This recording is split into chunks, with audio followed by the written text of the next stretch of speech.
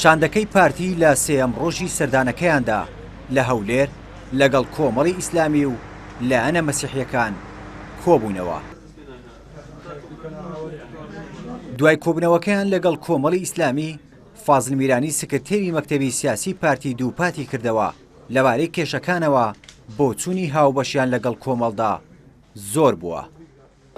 ئێمە عەلاقەتمان لەگەڵ کۆمەڵ هیچ وەختێک لەکتر دابڕە خراپ نەبوو، هەمیشە عەلاقەمان باش بووە و ئەمڕۆ دیدی مشتەرەکمان یەکجار زۆر بووە. لای خۆیەوە ئەمیری کۆمەڵی ئیسلامی کۆبوونەوەکەیانی لەگەڵ شاندی پارتی بە باش وەسف کرد و ڕایگەیان ئەو سەردانانەی پارتی بۆ لای لایەنەکان هەنگاوێکی باشە و پێویستە ڕێگەیەک بدۆزرێتەوە تاوەکو هەرێم لەو تەنگەژە سیاسیە دەرباز ببێت. ئێمە کۆبوونەوەکەمان باش بوو، ئومێدمان وایە ئەو سەردانانەی شاندی پارتی دیموکراتی کوردستان بۆ لای هەموو لایەنەکان بەبێ هەڵاواردن بەردەوام بێ و هەر کەسە ئەوەی کە بەڕاست بە چاک و بە باشی دەزانی بە بەرژەوەندی دەزانی بۆم هەرێمە بیخاتە ڕوو قسەی دڵی خۆی بکە و سەرنجام بگەینە ڕێچارەسەرێک کە جێگای دڵخۆشی هەموو خەڵک و جەماوەری هەرێمی کوردستان بێ بە تایبەتی ئەو خەڵکەی کە هەموو ئەو کێشەی هەموو لای کێشە قەیرانی ئابووری هەیە، قەیرانی موچەی هەیە، مان دەگرێ ناڕازیە، کارێکی وا بکەین کە هەموو لە دڵخۆش بێت.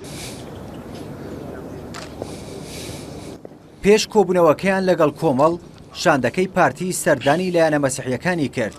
بەپێی زانێرەکانی ئەنارتی لە کۆبوونەوەکەدا شاندی پارتی ئامادەیی خۆیان بۆ هەموو هاوکاریەکی مەسیحیەکان نیشان داوە.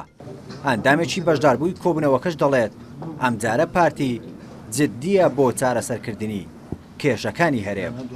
هەروەکی گوتم وعدیان دەکا چەندین کێشەمان هەیە معالەجەی بکەن و هەنگاوی جددیش هەیە لای پارتی مەکتەبی سیاسی ئەمجارە زۆر بە جددی تعامل دەکەن لەگەڵ بابەتی سیاسی کێشەی سیاسی. بۆ ئەمە قسەکەیان ئەوە بوو دەڵێن ئەمە مستعدین جددینە بۆ چارەسەرکردنی قەیرانی سیاسی. لە دوای کۆبوونەوەکانیان لەگەڵ مەسیحیەکان، فازڵ میرانی ئاماژەی بەوەدا هەفتەی داهاتوو دەستنە سلێمانی و لەگەڵ هەریەکە لا بزوتنەوەی گۆڕان و یەکێتی نیشتیمانی کوردستانیش کۆ دەبنەوە. ڕێبەر کاکەی ئەنارتی، هەولێر.